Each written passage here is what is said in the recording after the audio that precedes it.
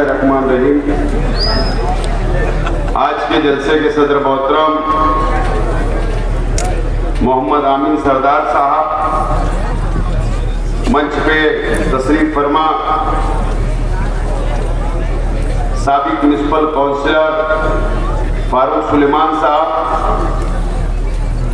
मेरे सरपरस्त हाजी अब्दुल मजीद साहब पखारवाला साहब, मंच में तशरीफ फरमा मालिक सेठ गतवाले साहब, मंच में तशरीफ फरमा पार्टी के तमाम जिम्मेदारान और मेरे सामने तशरीफ फरमा तमाम ही बुजुर्ग हजरात, नौजवान साथी, दोस्तों और साथियों, इकबाल मजदूर वाला साहब, सोहेल डलरिया साहब, दोस्तों और साथियों, वक्त 15 मिनट मुझको मिला है। कोशिश करूंगा 15 मिनट में मेरी बात रखने की। दोस्तों और साथियों, और जहां तक मेरी आवाज जा रही है ऐसी मेरी माँ और बहनें,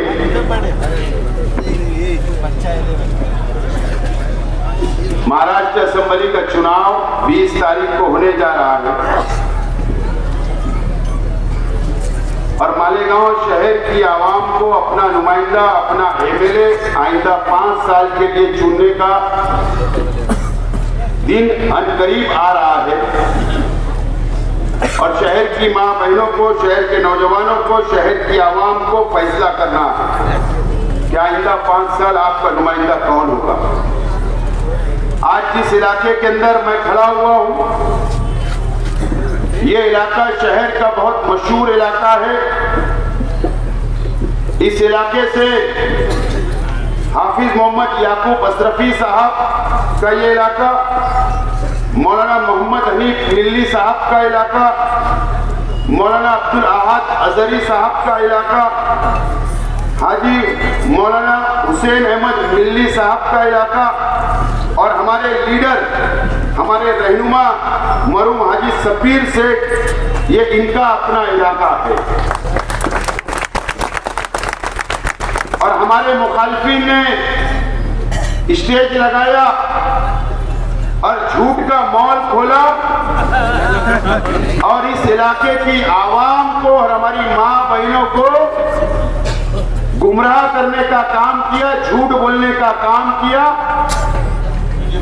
लेकिन आज हमारा स्टेज के ऊपर जितनी भी तकरीरें हुई, अल्लाह का एहसान है कि सब लोगों ने सच बोला। और ये बात आप समझ लो, यह हमारा अपना शहर मस्जिद और मीनारों का शहर है, मुसलमानों का शहर, और ये शहर को 20 तारीख को जो फैसला लेना है, बहुत सोच समझ कर आप लोगों को फैसला लेना है। हमारे शहर के एमएलए साहब का चर्चा इन इलाकों के अंदर बहुत होता है, घर घर के अंदर चर्चा है। कुछ लोग चौराहे के ऊपर सिर्फ वो बात नहीं करते हैं, लेकिन अकेले के अंदर मेरी माँ बहनें भी बात करती है, बात मुझे पता है। मैं क्या बोलना चाह रहा हूं, आप समझ लो। बहुत चर्चा होता है, जहां मोहम्मदाबाद का चर्चा होता है, वहां पर और बहुत सारे इलाके का भी चर्चा शहर में हो रहा है। लेकिन एमएलए साहब, मैं वो बात नहीं करूंगा, आप पर इज्जत उछालूंगा नहीं, आपकी इज्जत ही करूंगा। सिर्फ मैं आपको इशारा दे रहा था कि चिट्ठी मेरे पास भी आ सकती थी। चिट्ठी इस चुनाव भट्टी से, बेलबाग से मुझको भी आ सकती थी और वो चिट्ठी के सारे मैं भी तकरीर कर सकता था, लेकिन तुम्हारी इज्जत ना चली जाए इसके लिए मैं कुछ नहीं बोल रहा। ये मेरी तहजीब नहीं है। लेकिन आज मैं इस इलाके की आवाम से, मालेगांव शहर की आवाम से, इस शहर के हमारे बुनकर भाइयों से मैं सवाल करना चाहता हूं कि आप आज के एमएलए साहब से पूछिए कि 1,17,000 वोट शहर की आवाम ने आपको दिया था, आपने पावर लूम के लिए क्या किया, सनत के लिए क्या किया, क्या बेनिफिट दिलवाया, क्या फायदा आपने दिलवाया? एमएलए साहब से आप सवाल जरूर करना। और एमएलए साहब आप जवाब दो, 10 दिन प्रचार के लिए बचा हुआ है, आप जवाब दो आपने क्या किया। एमएलए साहब आप ये बताइए, ये मस्जिद और मीनारों का शहर है, अगर आप पर कोई थोड़ी सी तनकीद कर देता तो आपके भक्त लोग बोलते आलिम है, कुछ मत बोलो, बदनामी हो जाएगी। अच्छी बात है, बदनामी नहीं होना चाहिए। मुफ्ती इस्माइल साहब आप ये तो बता दो कि ये जूनी मस्जिद के पास तुम एक खंबा लगाकर एक लाइट आपने लगाया क्या? आप ये तो बता दो कि खानका अशरफिया के पास एक पोल लगा के आपने एक लाइट लगाया क्या?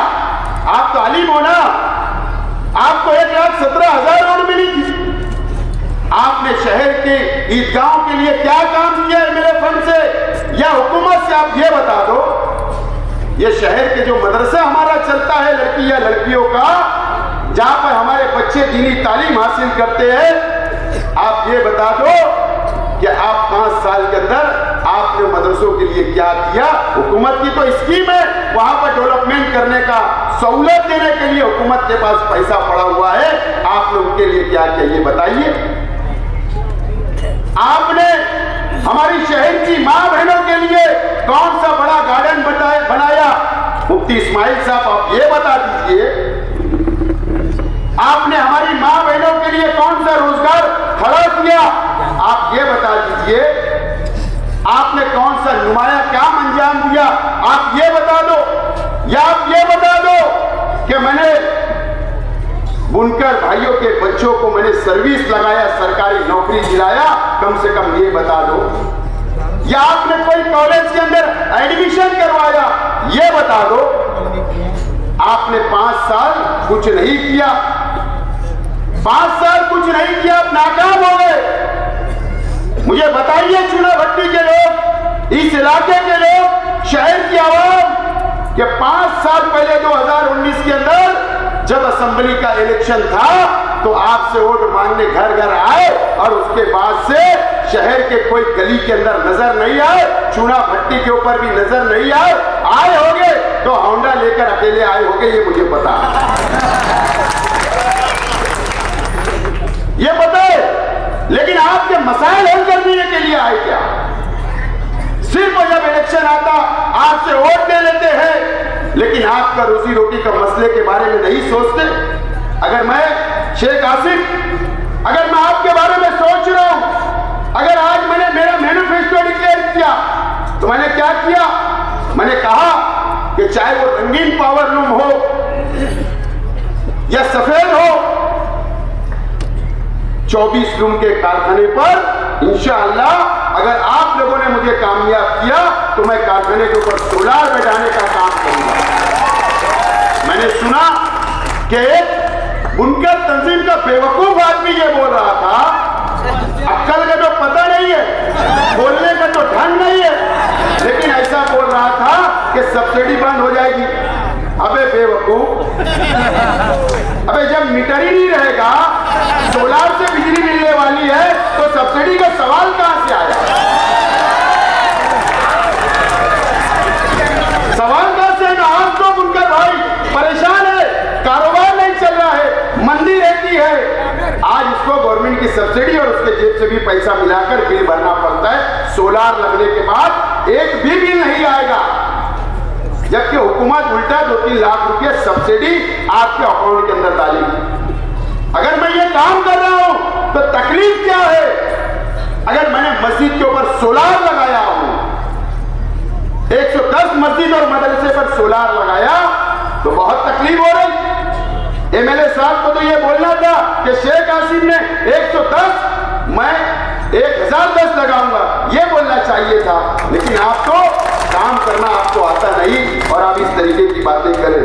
कल मुझे उम्मीद थी एमएलए साहब से, 2 दिन पहले जब जलसा लेकर गए, मुझे उम्मीद थी कि मैंने कहा था सर्वे नंबर 57 पे कि एमएलए साहब आप बहुत फिरका परस्ती की बातें करते हो, मुझ पर इल्जाम लगाते हो ना। मैं आज बोलता हूं कि शहर की आवाम और 115 मतदार संघ के आवाम, वहां के मुसलमानों से अपील करता हूं कि दादा भूसे के खिलाफ वोट देकर दादा भूसे को हरा दो। चलो मैंने तो बोल दिया, ऐलान कर दिया, आप कब बोलोगे कि दादा भूसे को हरा दो? कब बोलोगे? आप नहीं बोलोगे, मुझे पता है, क्योंकि दादा भूसे के पास से ही वाया फंड आने वाला इलेक्शन लड़ने, आने से वाया इधर ही आने वाला है। आपकी मिली जोड़ आपने लड़ा, आपने मेरी मां बहनों से बोलना चाहता हूं जो घरों के अंदर बैठ कर मेरी बातें सुन रही है, मेरी मां बहनों, आप मेरी बातों को सुनिए। मैं ईमानदारी से बोल रहा हूं, अल्लाह को हाजिर नाजिर जानकर बोल रहा हूं कि 2019 में आपकी वोट ली गई, आपने दुआएं की, आपने वोटें दी, आपने रोजा रखा, आपने नमाजें पढ़ी, लेकिन इस शहर के मेरे साहब मुफ्ती मोहम्मद इस्माइल कासमी साहब जब चुन कर आए, उसके बाद जाकर आज के वजीर आला इकनाथ शिंदे साहब से ये 5 साल तक कम से कम 25 करोड़ रुपए की रिश्वत ली। आपको बेचने का काम किया, आपकी दुआओं को बेचने का काम किया गया, आपके रोजे को बेचने का काम किया गया, आपकी नमाजें, आपकी इबादत जो आपने उनकी जीत के लिए आपने मांगी थी, उसको बेचने का काम मुफ्ती मोहम्मद इस्माइल कासमी साहब ने किया। बहुत शर्म की बात है, ये इसका जवाब नहीं दे रहे। और दादा भूसे साहब का लड़का, मैंने कहा बार बार कि मुसलमानों को गालियां देकर, गलत सलत नारे लगाकर रमजान महीने से गुजर रहा है, आतंक कर रहा है, इनकी दोस्ती कायम, उसको जवाब नहीं दिया जा रहा। हमारे शहर के एमएलए साहब उनके मंच के ऊपर अच्छाई और बुराई की बात करते, मैं बोलना नहीं चाहता था, मैं चाहता था दूसरा मुकर्रिर बोले, लेकिन बहुत छोटा इंसान है मेरी नजर में। कोई एक अनीस नाम का था, जाने तो उनका लक़ब क्या है, बड़ी टोपी थी, इल्जामात लगे, मालूम है आपको, मेरी पार्टी में थे, मैंने पार्टी से क्यों हकाला पता है? मेरी मां बहनें भी सुन रही है, उस आदमी के खिलाफ में दारुल हंफिया सुन्निया से उनकी बहू ने उनके ऊपर इल्जाम लगाई थी, वो फतवा उनके खिलाफ लिखा। मैं ऐसे लोगों को मेरे मंच पे जगह नहीं है, तुमने लिया, तुम ऐसी बात करते हो, जाकर पूछिए रविवार वार्ड की आवाम से। फारूक सुलेमान साहब बैठे हैं, जब मैं इनसे मुलाकात करने के लिए जुमा के दिन गया, उसके आधे घंटे के बाद तुम्हारी पार्टी के लोग गुंडागर्दी करते वहां पर आए और डराने की कोशिश कर रहे। फारूक सुलेमान साहब है, उनका माजी आपको पता नहीं है, और बहादुर इंसान है, वो डरने वाले नहीं है। ये फारूक सुलेमान साहब है, आपके मंच के ऊपर क्या क्या केस है, फायरिंग का केस, 2 जमीन हथियाने का केस, एक बुनकर भाई के बच्चों को कत्ल करने का केस। ऐसे लोग तुम्हारे मंच से स्टेट करके अच्छाई बुराई की बात करेंगे, अच्छाई और बुराई की। आगरा रोड के ऊपर जो कंपाउंड वाला है ना, आज मैं बोल रहा हूं, सुनिए मेरी मां बहने, ये शहर की दीनी तंजीमें, ये शहर के बासाउर लोग, ये शहर की आवाम, ये बात को आप सुनिए। अच्छाई और बुराई की बात करते, वो शख्स का सगा भांजा जिसका नाम सांबे है, सांबे, मालूम है तुमको, एमडी पाउडर का ड्रग्स का डीलर है, डीलर। मैंने कहा था कि मुझको उस रास्ते पे मत ले जाओ, और 2 से 3 महीना रिहैब सेंटर में था। कौन से रिहैब सेंटर? नशा मुक्ति सुधारने वाले नशे में इतना लथपथ रहता था, बेच कर और पी कर के हॉस्पिटल के अंदर 2 महीना एडमिट था। ये बता तू हमारे से क्या सवाल करेगा? एमएलए साहब, आप पहले अपने मंच मंच के ऊपर देखिए, नजर फिरा के कि आप अपने गिरेबान में झांकिए अपने मंच के ऊपर कि कैसे लोगों को बैठाकर आप अपना प्रचार कर रहे हो। अल्लाह का करम है, मालिक से कत्ते वाले ऐसे नहीं आए, मेरा किरदार पसंद है, मेरा किरदार पसंद है। आमिर से ये सदारत कर रहे तो उनको पता है शेख आसिफ का किरदार, फारूक सुलेमान मजीद हाजी साहब आए तो उनको मेरा किरदार पता है। और अल्लाह का करम है, मालेगांव शहर के उलमा को भी, दीनी तंजीमों को भी और शहर के मुसलमानों को भी शेख आसिफ का किरदार पता है। अगर मेरे किरदार के ऊपर आज तक तुम बोल नहीं पाए, मेरे पर आप मुझ पर इल्जाम नहीं लगा पाए, बात समझ लो। शेख आसिफ के लोग ऐसे, शेख आसिफ के लोग वैसे, इतना ही बोल पाए तुम। तो मैं आप लोगों से बोलना चाहता हूं कि अच्छाई बुराई का इलेक्शन नहीं है। शेख आसिफ आपको खाना नहीं देगा, मुफ्ती साहब नहीं देंगे, अपने बच्चों का मुस्तकबिल, हमारी सनत का मुस्तकबिल, हमारे मस्जिद और मीनारों का शहर का मुस्तकबिल दीजिए मुझे मौका। मैं तैयार हूं आपकी खिदमत करने, मैं तैयार हूं। मेरे पास कोई भेदभाव नहीं, मेरे पास कोई बिरादरीवाद नहीं, मेरे पास कोई मसलकवाद नहीं, मेरे पास कोई गरीब और अमीर नहीं, कोई बुनकर और मजदूर नहीं। मैं सबको साथ लेकर चलना चाहता, मेरी माँ बहनों को साथ लेकर चलना चाहता। मैं आपसे अपील करता हूँ कि 20 तारीख को रिक्शा निशान पर बटन दबाकर मुझको कामयाब करे। 3 नंबर बटन है। बहुत बहुत शुक्रिया। खुदा